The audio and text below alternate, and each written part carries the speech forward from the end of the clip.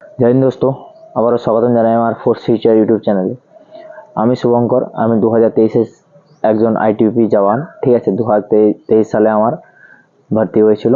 তো এখন একটা ক্যালেন্ডার আউট হয়েছে 2025 থেকে 26, মানে 2025 থেকে 26-এর জন্য যে তোমার এসএসসি কি কি এক্সাম নেবে, কি কি এক্সাম নেবে না, তার একটা পিডিএফ আউট হয়েছে রিসেন্ট। তো পিডিএফটাকে একটু পর্যালোচনা করব এবং আমাদের যে টার্গেট এসএসসি জিডি, আমি যেটা নিয়ে বিশেষত ভিডিও বানাই সেটা নিয়ে আমি বলবো যে এটা একটা 2025 থেকে 26-এ কীভাবে প্ল্যানিং করে একটা মানে এই জবটাকে পাবো বা একটা ভ্যাকেন্সি কনফার্ম করব এবং কত কি ভ্যাকেন্সি আছে সেটা নিয়ে আমি একটা বিশদে একটা আলোচনা করব। চলো ভিডিওটা পুরোটা দেখবে, যদি ভালো লাগে অবশ্যই চ্যানেলটাকে সাবস্ক্রাইব করে বন্ধুদের সাথে শেয়ার করবে। চলো ভিডিওটা শুরু করা যাক। তো আবারও স্বাগতম জানাই আমার ফোর্স ফিউচার ইউটিউব চ্যানেলে। যারা নতুন ভিউয়ার তারা অবশ্যই মানে কোনো ভিডিও দেখনি বা তারা নতুন এসছো, তাহলে বলি যে প্রতিটা ভিডিও শেষে আমি একটা টিপস দিয়ে থাকি। তো এই ভিডিও শেষেও আমি একটা টিপস দেবো, সেটা ভিডিওটা কন্টিনিউ করো, দেখো, লাস্টে বুঝতে পারবে।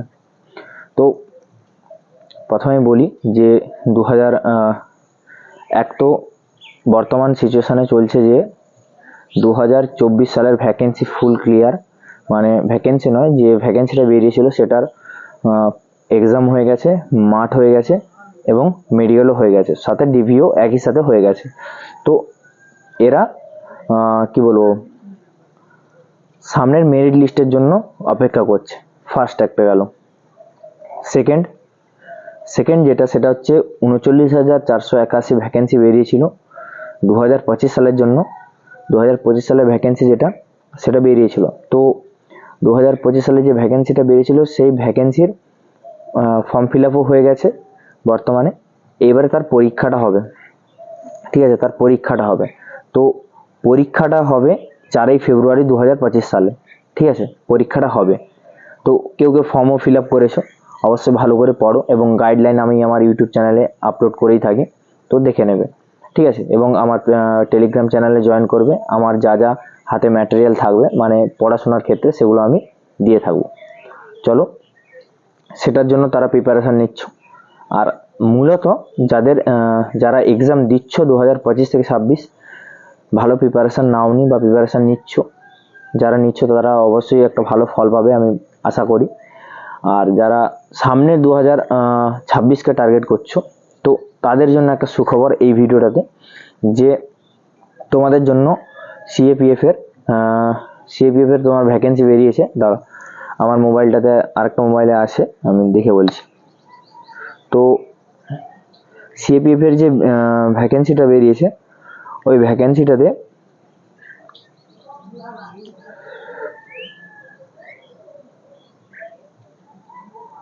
ভ্যাকেন্সিটাতে ক্লিয়ারলি বলাই আছে। আমি আমার এর পিডিএফটা তোমাদের এই আমার টেলিগ্রাম চ্যানেলে, যেটা নিচে লিঙ্ক দেওয়া আছে ডিসক্রিপশানে, ওখানে আমি দিয়ে দেবো। তো ভ্যাকেন্সিতে ক্লিয়ারলি বলাই আছে যে 15ই নভেম্বর থেকে 2025 সাল 15ই নভেম্বর থেকে তোমার হচ্ছে ফর্ম ফিল আপ শুরু হবে। তো একটাই কথা কি বলি, যে 15 নভেম্বর থেকে ফর্ম ফিল আপ শুরু হবে। তো অনেকেই প্রথমে জিজ্ঞেস করে, দাদা কোনটা প্রথমে রাখবো কোনটা পরে রাখবো। এর জন্য আমি বিশদে একটা ভিডিও আমার ইউটিউব চ্যানেলে আপলোড করা আছে, তোমরা গিয়ে দেখতে পারো। ঠিক আছে, যে কোন কার কি ডিউটি। এবারে সবার পছন্দ কি, যে যার যেটা পছন্দ সেটাকে ফার্স্ট চয়েস দেবে, তারপরে গিয়ে সব চয়েস দেবে। ঠিক আছে, 8টা যে চয়েস হয় তারপর গিয়ে তুমি চয়েসটা দেবে। ঠিক আছে, এটা আমার নিজস্ব ওপিনিয়ন থাকবে, কারো কথা শুনে দেবে না। কারণ তোমার পছন্দ হয়তো সিআরপিএফ, তুমি চলে গেলে এসএসবি, আইটিবিপি, সেটা একটা খারাপ লাগবে। ঠিক আছে, জব করতেও খারাপ লাগবে, এটাকে বলি। এবারে 2025 নভেম্বর তোমার হচ্ছে ফর্ম ফিল আপ হবে। এইবারে যে 2025 সালে যে ফর্ম ফিল আপটা হবে, অনেকেই কি করে, ফর্ম ফিল আপ করে পরীক্ষার জন্য প্রস্তুতি নেয়। তো এইটা যারা করে তারা হচ্ছে কি বলবো, তাদের কোনো সিরিয়াসনেস নেই বা তাদের কোনো এ নেই। আরে 25 সালে নভেম্বরে ফর্ম ফিল আপ হবে, তখন পরীক্ষা দেবো। তুমি একটু শান্তি, মানে মাথায় একটু দিমাগ খাটিয়ে দেখো যে এটা কি আদৌ ঠিক। আমি একটা জব নেবো, একটা সিরিয়াসনেস, একটা 0 থেকে একটা ছেলে একটা 1 পর্যন্ত হবে, এক করাটাই বিশাল ব্যাপার। তো এটা কখনোই ঠিক না। ঠিক আছে, তো আজ হচ্ছে ডিসেম্বরের মাসের প্রায় আধা চলে এসছে 10-15 তারিখ।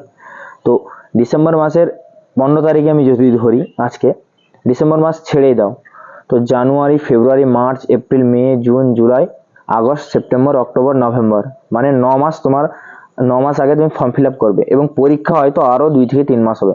মানে বলতে গেলে কি বলবো, প্রায় 2 মাস যদি পরে ধরো, তো 11 মাস খানিক তুমি হচ্ছে এক্সট্রা পাচ্ছ।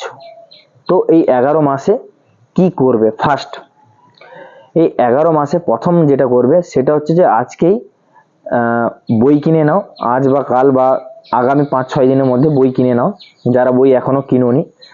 তো বইগুলো, বইয়ের ভিডিও, বইয়ের লিঙ্ক সব আমার ইউটিউব চ্যানেলে আপলোড করা আছে, তোমরা গিয়ে দেখতে পারো, না হলে নিজস্ব সাজেশন বিভিন্ন সেখান থেকে তোমরা কিনতে পারো। ফার্স্ট। সেকেন্ডলি কি বলবো, প্রপার একটা প্ল্যান বানাও যে দিনে আমি 3 থেকে 4 ঘন্টা পড়বো, বেশি নয়, দিনে 3 থেকে 4 ঘন্টা পড়বো, ঠিক আছে? বাকি আমার যা পারো করবো, নিজের প্রফেশন, নিজের মতো লাইফ, নিজের মতো কলেজ যা তা করো, ঠিক আছে? তোমার ব্যাপার। এইবারে পার ডে একটা চার্ট বানিয়ে নাও যে আজকে আমি একটা চ্যাপ্টারে কনসেপ্ট করবো, একটা চ্যাপ্টারে চলে গেল, আমার দিনের টাস্ক কমপ্লিট, আর কোনো দেখারই দরকার নেই, ঠিক আছে? সেকেন্ড, নেক্সট ডে ওই চ্যাপ্টারটাকে রিভাইজ করো। এইভাবে যখন 40 থেকে 50% তোমার হচ্ছে যখন, বা 30 থেকে 50-র মধ্যে থাকবে, প্রিপারেশনটা হয়ে যাবে। তো এটার জন্য আমি 2 থেকে 3 মাস ধরেছি। 2 থেকে 3 মাস তুমি এরকম খামখেয়ালিপনা করে চালাও, পড়াশোনা হলো, লাইফও চললো, অনেক সব কিছু হয়ে গেল কভার। তারপরে কি করবে, মক টেস্ট দেওয়া শুরু করবে। মক টেস্ট দেওয়া শুরু করলে এবার মক টেস্ট থেকে যদি কম নাম্বার হচ্ছে, তাহলে সেক্ষেত্রে টাইম ম্যানেজমেন্ট করবে, ঠিক আছে? টাইম ম্যানেজমেন্ট করবে এবং সাথে নতুন চ্যাপ্টারের কনসেপ্ট আবার প্র্যাকটিস, ঠিক আছে? তারপরে তুমি বুঝতে পারবে তোমার জিকে ভালো হচ্ছে না ম্যাথ ভালো হচ্ছে। তো যেটা হবে, তুমি সেটাকে কি করবে, তোমার জিকেটা যদি ভালো হয় তাহলে জিকেটা অবশ্যই আরো ভালো গুরুত্ব দেবে। আর আগেই আমি বলেছি, প্রতিটা ভিডিওতে বলি, হিন্দি বা ইংলিশ যে গ্রামার সাবজেক্টটা নাও, সেটা যেন সেটা এমনভাবে পড়ে যাবে যে 40-এর আমি যেন 35+ করতে পারি। আর আমি বিশেষত মানে নিজেই বলি যে হিন্দিটা করতে, কারণ হিন্দিতে আমরা সারাদিন হিন্দির মুভি হ্যান ত্যান দেখছি, তো সেখান থেকে আমরা হিন্দিটা মানে তুক্কা মারলেও আমাদের 70% থাকে যে আমি এটা ঠিক হতে পারে। তো সে পরের কথা। তো হিন্দি আর রিজনিংকে 80-র মধ্যে আমার 65 থেকে 70 নাম্বার আনতে হবে। আর বাকি থাকলো জিকে বা তোমার হচ্ছে ইংলিশ, জিকে বা জিএস।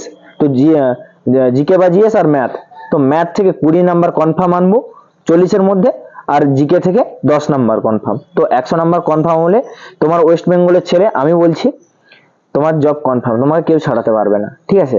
আর এই যে বললাম প্র্যাকটিস অ্যান্ড রিভিশন, এইটা বাকি 3 মাস করবে, 6 মাস।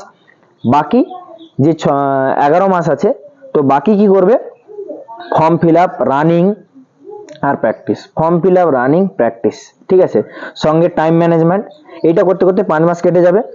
এর মাঝে কোনো মাধ্যমিকের উপরে পরীক্ষা হলে, যে কোনো পরীক্ষা হোক, তুমি চলে যাও, নিজের অকাত টেস্ট করো যে আমার কতটা প্রিপারেশন, আমি দেখবো আমার নিজের কতটা প্রিপারেশন আছে। এটা নিজের প্রতি লড়াই যে আমি কি করে করবো এই ব্যাপারটা, ঠিক আছে? তো এইভাবেই মানে নিজেকে একটা ডিসিপ্লিন এবং রুলসের মধ্যে বেঁধে দেখবে, তবে গেলেই তুমি একটা ভালো জায়গায় পৌঁছাতে পারবে। যে কোনো সিঙ্গার দেখবে, সে বিশাল বড় গায়ক, তাকে একদিন কেউ চিনতো না, সে নিজে প্র্যাকটিস করতো, সে নিজে সবকিছু করে সে আজ একটা বিশাল গায়ক হয়েছে।